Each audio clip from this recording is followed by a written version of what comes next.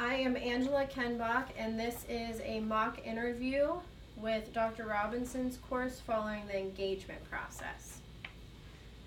Hello, welcome. I'm Angela. I'm one of the main social workers here on site. How are you today, Joe? Hi, I'm great. What a nice facility here. It's a pleasure to finally meet you. Thank you. Come on in. Come over to my office. Okay, thank you. Go ahead and have a seat right there. So, before we get started, I like to point out to my clients that I will be taking notes throughout our session together. It helps me keep track of the events and allows me to look back on past sessions during our future sessions. So you'll see me jotting down a lot of notes through our time together, if that's okay with you. Okay, that's completely fine. Thanks for the heads up. Sure. All right, Joe. Well, why don't you tell me a little bit about your past with social workers? Have you ever been with one before? Actually, no, I haven't. This is my first time reaching out to a social worker. I've always been so nervous to reach out, and I'm not entirely sure why. I guess opening up to someone entirely is a little intimidating. I completely understand. I'm glad you made the decision to reach out, though. I promise I'm not too intimidating, at least on my good days. Well, I better stick to coming in on Thursdays then. Sounds like a plan. Perfect. All right, let me explain a little bit how I like to work with my clients. Today I will just get a brief description about you and why you're here, and we can come up with a schedule and plan on how to move forward with each other in the future. I like to set mini goals during each session for you to work on throughout the week. Eventually, once I see a significant amount of progress, we'll start to set a little bit of bigger goals for you. Some of these goals, I'm warning you, might make you a little bit uncomfortable and harder to seek, but I promise they will all benefit you in some way throughout the process. Of course, throughout our sessions and time together, I will encourage you to ask me any questions at all, or if you ever need a further explanation or something, or if you're uncomfortable with something, I highly encourage you to open up, express any concerns whatsoever. Now that you know a little bit of how I work here, does this feel like something you're ready to participate in? Yes, of course. I love the idea of starting out with small goals and working towards larger goals. That will definitely help me to work through some of my anxiety. Thanks for the detailed explanation of your process. Certainly. So how are you feeling right now? Do you want to tell me a little bit of why you decided to come here today? Sure, I'm feeling pretty good today. I think part of that is because I'm proud of myself for actually following through and beginning this journey for myself. Great. I'm so glad to hear that.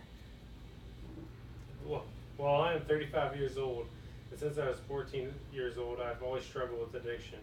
Last Monday, I celebrated 3 years clean, and although I'm proud of myself for my sobriety, I really wanted to get a hang on my anxiety. Some days it isn't that bad, but other days it's hard to get out of bed. I have a wonderful wife and 2 children, so I want to be able to be 100% present for my family. First of all, congrats on 3 years. That's amazing, and that is a wonderful achievement. You should absolutely be proud of yourself. Recovery is certainly not easy. How old are your children? How does your wife act as a support system for you? Oh yeah, she is. I had hid a lot from her early in our relationship and was terrified she'd be upset and divorce me. But instead she did the opposite. She's never left my side and completely took it upon herself to educate herself as much as possible in addiction so that she could be there for me as much as possible. She's been a godsend, especially taking on so many responsibilities such as our children who are 3 and 5 years old. That's absolutely wonderful, Joe. You two seem like you work really well together. It's always so great to have such a strong support system in place. Where do you think your anxiety is coming from? Do you think your anxiety goes hand in hand with withdrawal feelings or cravings? You see, that's where I'm stuck. I'd be lying if I said I never think about using again, but I never actually consider relapsing or following through with using. Of course I get anxious thinking about my past addiction, but I can't seem to pinpoint what exactly makes me so anxious. I see. So how do you feel about digging in and addressing your triggers? What strengths can you describe of yourself? I like the idea of addressing my triggers. I feel like that would really help pinpoint the problems. Strengths? Well, I definitely consider myself determined.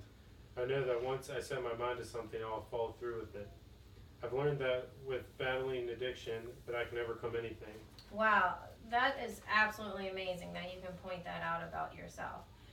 What motivates you to follow through with things so well? My children and my wife for sure, but also my inner hope. In recovery, you have to be selfish, so I really think my ongoing recovery is what motivated me the most.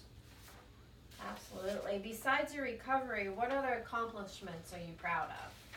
Besides my recovery and my children, I would say my job and the fact that I've been able to be open and honest with them about my health, which encouraged me to work harder towards my skill set and keep improving within the company. That's great, Joe. That's really great to hear that you've been able to keep a solid, steady job throughout all of your downfalls and your achievements. Getting back to your anxiety, though, do you think the stress of being a father, a husband, an employee, do you think that relates at all to your anxiety? Sometimes, I guess. Honestly, I don't think I've ever sat down and thought about it in details. Okay. Can you think of a time that you ever had to apply some coping skills to get past a feeling of anxiety? I don't know. It's really hard for me to think about back and relive those moments. Honestly, I don't think I ever really applied coping skills. Okay, that's okay, Joe. This is a good place to begin the process of working together between you and I. We can start by setting some mini goals, like I mentioned earlier. Why don't we start with a journal where you can write down your daily activities and mark the days where you're feeling anxious. That way we can look back at your journal and start to figure out what's triggering your anxiety exactly, and we can really pinpoint what to work on. How do you feel with that? That sounds great. That's a really good idea. I could start tomorrow. Perfect. Here's a journal. Just date the top of each page and try to jot down your day throughout the day and every little detail that goes along. We can meet again next Thursday and discuss your weekly activities and set some more goals for you.